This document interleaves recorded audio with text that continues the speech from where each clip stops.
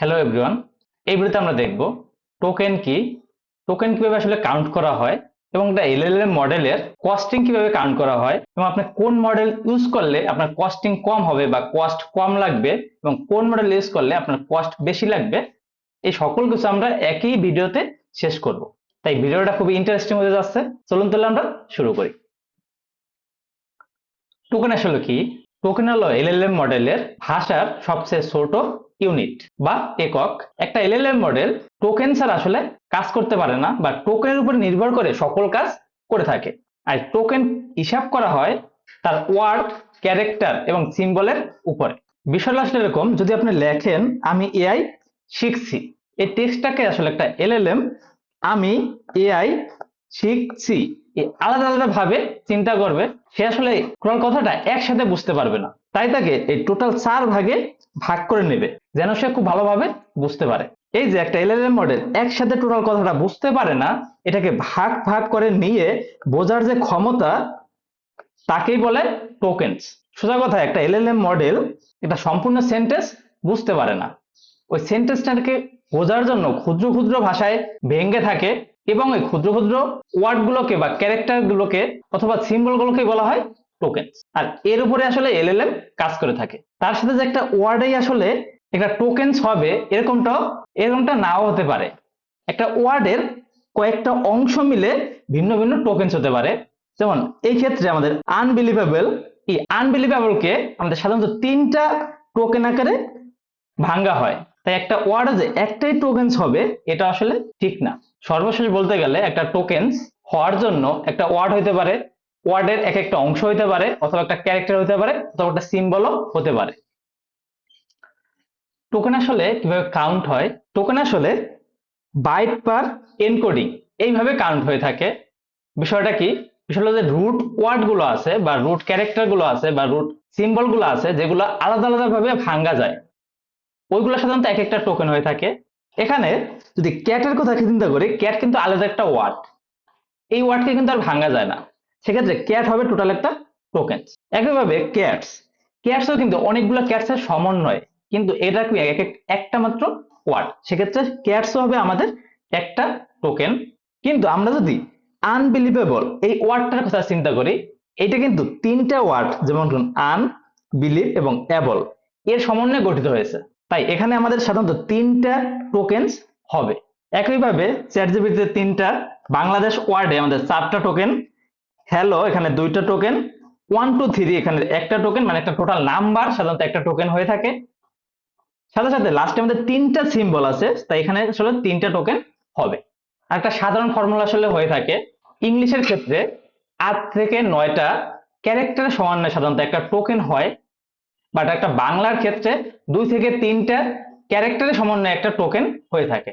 তাই ইংলিশে থেকে বাংলার টোকেন সংখ্যা বেশি হয়ে থাকে বা বাংলা ভাষায় টোকেন বেশি লাগে একই জিনিস প্রকাশ করার ক্ষেত্রে। এখন আমরা দেখবো কনটেক্সট উইন্ডো কি। কনটেক্সট উইন্ডো আসলে আপনি একটা কন্টেনার অথবা বালতির সাথে কম্পেয়ার করতে পারেন।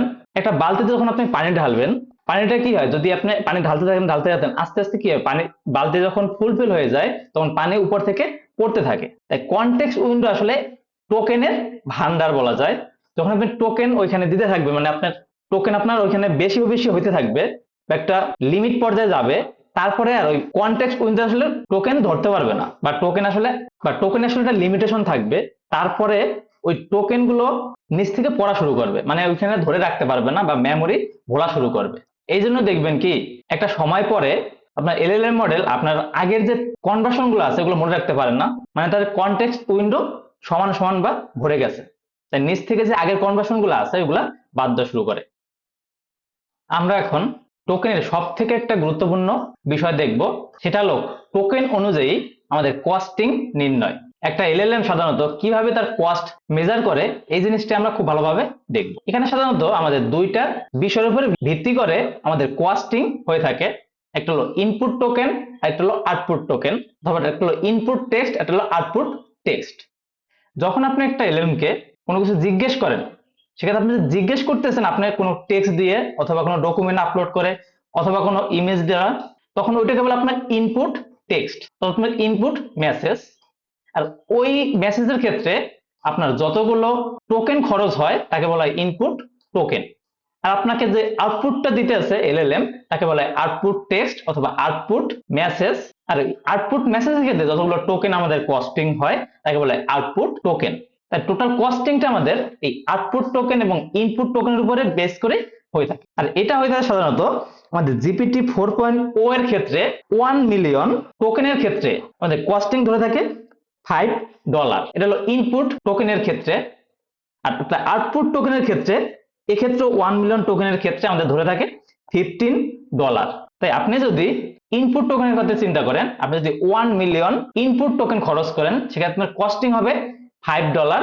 আর আপনি যদি আউটপুট প্রডিউস করেন আর তার টোকেনের মান হয় 1 মিলিয়ন সেক্ষেত্রে আপনার টোটাল খরচ হবে $15। একইভাবে জিপিটি 4 মিনির ক্ষেত্রে আমাদের $0.5 ইনপুট টোকেনের ক্ষেত্রে 1 মিলিয়ন আর আউটপুট টোকেনের ক্ষেত্রে $0.06।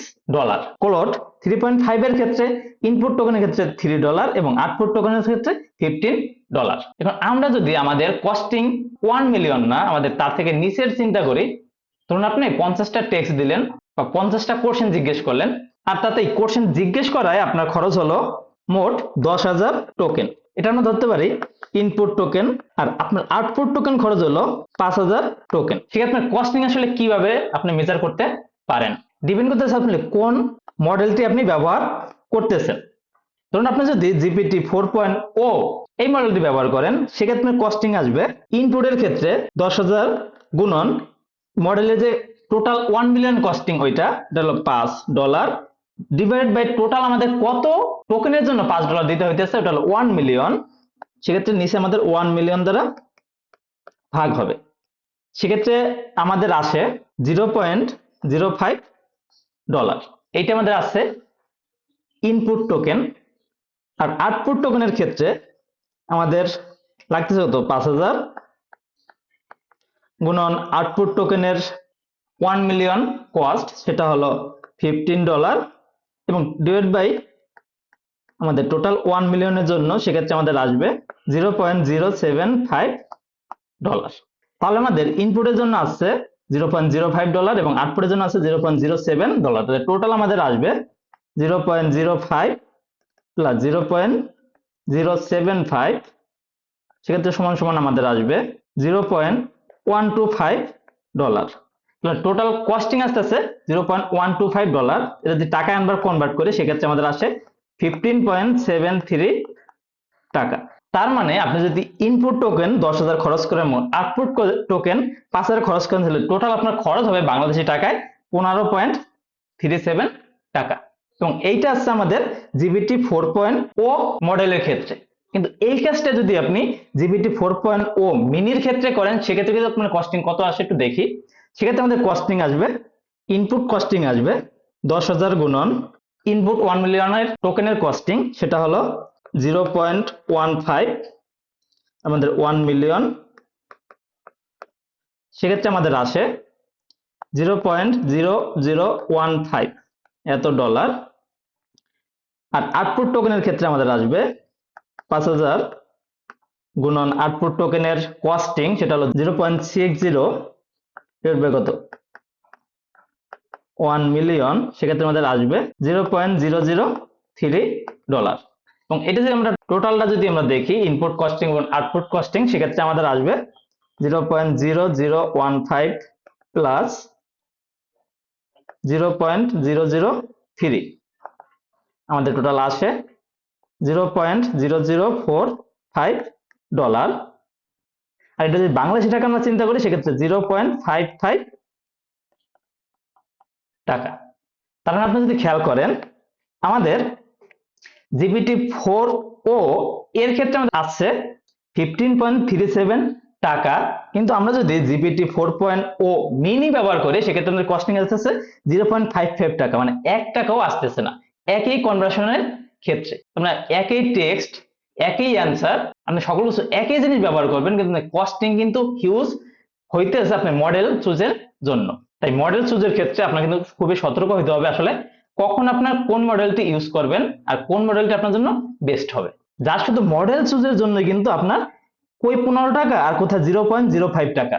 তাই মডেল চুজটা কিন্তু খুবই খুবই ইম্পর্টেন্ট। আর আমি আশা করি আপনারা এই পরের মডেলগুলো আসলে নিজেরাই বের করবেন যে আমাদের কস্টিং আসলে কেমন হয়ে থাকে।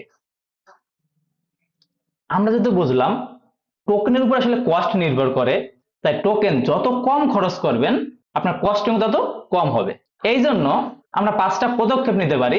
সেই পদক্ষেপগুলো হলো, ফার্স্টেই আমরা অপ্রয়োজনীয় কথা বাদ দিতে পারি, যেগুলো আমাদের সাথে নেসেসারি না ওই জিনিসগুলো আমরা তাকে জিজ্ঞাসা করব না, আর ওইগুলো জিনিসগুলো আমরা আউটপুট হিসেবে চাইবো না। তখন আমাদের কস্টিং কমে যাবে, কারণ আমাদের টোকেন কমে আসবে। সেই সাথে সিস্টেম প্রম্পট ছোট দিন।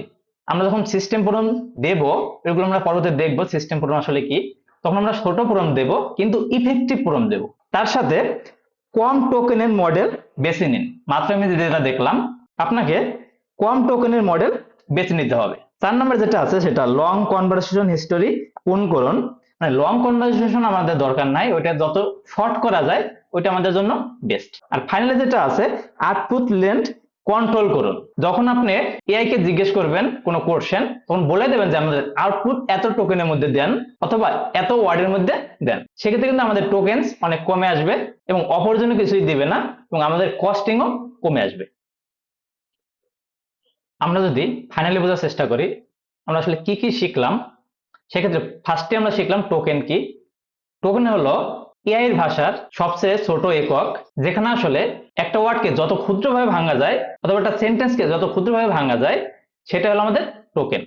আর টোকেন আসলে একটা ওয়ার্ড হইতে পারে, একটা ওয়ার্ডের অংশ হইতে পারে, অথবা একটা ক্যারেক্টার অথবা একটা সিম্বলও হতে পারে। সাধারণত একটা ওয়ার্ডের 3/4 অংশকে একটা টোকেন আমরা ধরতে পারি। তার মানে একটা ওয়ার্ডের 0.75% একটা টোকেন হয়ে থাকে।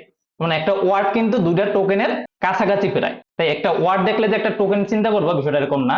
এবং একটা টোকেন আসলে কিভাবে ক্যালকুলেট করতে পারি ওই জিনিসটা আমরা দেখলাম। আর একটা এলএলএম মডেলের টোকেনের আসলে একটা লিমিটেশন আছে, মানে এতটা টোকেনে সে মনে রাখতে পারে, যাকে বলে কনটেক্সট উইন্ডো। আর কনটেক্সট উইন্ডো সাধারণত ক্লাউডের ক্ষেত্রে 200K, জিমিনির ক্ষেত্রে 1 মিলিয়ন হয়ে থাকে। এর বেশি হলে আসলে এআই আমাদের ভুলে যায় আগের টেক্সট গুলো। আর ফাইনালি যেটা দেখলাম সেটা টোকেনের উপরে আসলে আমাদের কস্টিং নির্ভর করে থাকে। যত বেশি টোকেন কম হবে তত আমাদের কস্টিং কম হবে। আর কস্টিং আসলে নির্ভর করে আপনার ইনপুট টোকেন এবং আউটপুট টোকেনের সমন্বয়ে। তাই আমরা যখন কোনো একটা মডেল চুজ করব তখন দেখব যে কোন মডেলের কস্টিং কম এবং কোন মডেলের কস্টিং বেশি। তারপর ভিত্তি করে আমরা মডেল চুজ করব, তাহলে আমাদের কস্টিংও কম হবে এবং আননেসেসারি যে তথ্য আমাদের ওগুলো বাদ দেওয়ার চেষ্টা করব, ওগুলো আমাদের কাছে দরকার নাই, ওগুলো আমরা রিডিউস করতে ট্রাই করব, তাহলে আমাদের কস্টিং কমে আসবে। তো এই ছিল আমাদের টোকেনস রিলেটেড। ধন্যবাদ সকলকে।